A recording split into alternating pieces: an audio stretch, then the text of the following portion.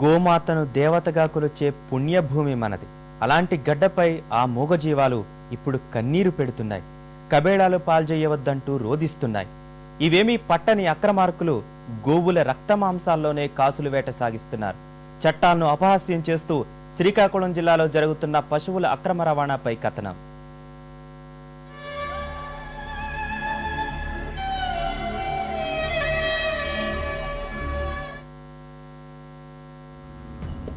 శ్రీకాకుళం జిల్లా నుంచి రోజు వేలాది పశువులు కబేలాలకు తరలిపోతున్నాయి. ఏటా ఈ సంఖ్య 6 లక్షల పైమాటేనని అంచనా.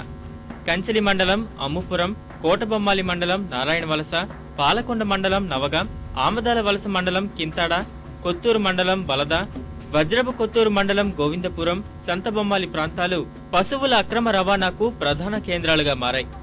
ఈ సంతలో సుమారు 500 మంది దళారులు దందా సాగిస్తున్నారు.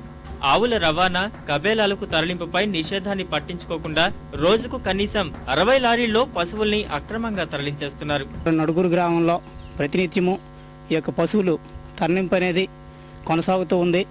అధికారులు దీనిపైన తగినటువంటి చర్యలు తీసుకొని ఆ యొక్క గోమాతల్ని రక్షించవలసిందిగా కోరుచున్నాం. ఇక్కడ పశువులు ప్రతిరోజు కూడా రాత్రులు ఎక్కించేస్తున్నారు సార్. లారీలకి తోలుకొచ్చి ఇక్కడ తాగడము, తందనాలు ఆడడము, ఈ పశువులు ఎక్కింపు అంత గొప్ప పరాశంగా ఉంది సార్. ఇక్కడ ఎవరు పట్టించుకోలేదు సార్. కాళ్ళు చేతులు ఇరుసుకోట్లు కట్టేసి లారీల మీద తోసేస్తాను. అవి బాగోమని అరుస్తాయి. గొప్ప ఇబ్బందిగా ఉంది. ఈ పశువులు అరుస్తుంటే మా ప్రాణాలు ఎగిరిపోతాయి. శ్రీకాకుళం జిల్లా నుంచి హైదరాబాద్ తో పాటు కేరళ, పశ్చిమ బెంగాల్ కు పశువుల అక్రమ రవాణా సాగుతోంది.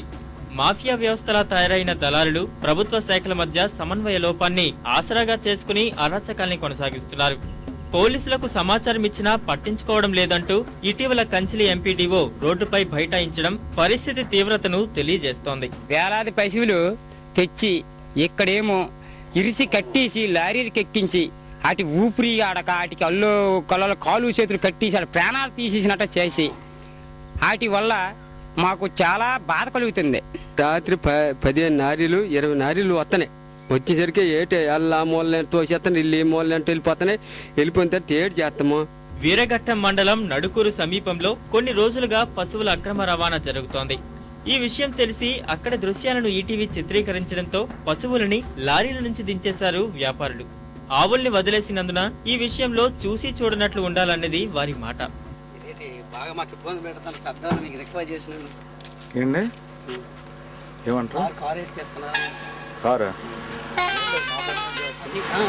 మా పని మేము చేస్తున్నాం. మీకు చెప్పేది కాదు, కారు తీస్తున్నారా? ఏం లేదు, వెళ్ళిపోతుండ్రు కదా, తెస్తున్నా. మీకు సంబంధం ఉంది కదా ఎలాగున్నా పశువులు. అక్రమ రవాణా దృశ్యాలు తీయడంపై దళారీ అయితే విపరీతంగా చిందులేశాడు. ఇదంతా మామూలేనంటూ ఎప్పటి నుంచో జరుగుతున్న తంతును వివరించాడు. ఎవరు పడితే వాళ్ళకి ఇవ్వాలి. లంచం ఒకటి తీసుకోవట్లేదా? ఎవరు వ్యాపారం చేయట్లేదా? దీని మీద 1000 మంది పోతారు, 100 మంది కట్టారు, 1000 లక్షల మంది కూడా పోతారు. ఏది పశువుల వ్యాపారం? లక్షల మంది చూపించలా? బండి ఎక్కడ చూపెడతాం, లక్షల మంది చూపెడతాను. ఎలా బతకాలి? పశువుల వ్యాపారం చేసి బతుకుతారు. కాకపోతే ఏ వ్యాపారం చేసే బతుకుతాము? మూగజీవాల అక్రమ రవాణా వ్యవహారాన్ని జాయింట్ కలెక్టర్ దృష్టికి తీసుకువెళ్లగా ఆయన స్పందించారు. కలెక్టర్ తో చర్చించి అక్రమ రవాణాకు అడ్డుకట్ట వేస్తామని చెప్పారు. అందు గురించి ఇది కలెక్టర్ గారితో డిస్కస్ చేసి ఈ యానిమల్ వెల్ఫేర్ బోర్డు యాంగిల్లో ఏమేమి చర్యలు తీసుకోవడానికి అవకాశం ఉందో వాటన్నిటిని యాక్టివేట్ చేయడానికి ప్రయత్నం చేయాలా. పశువుల అక్రమ రవాణా విషయంలో యంత్రాంగం కఠిన చర్యలు తీసుకుంటే తప్ప గోవుల తరలింపు ఆగే పరిస్థితి కనిపించడం లేదు.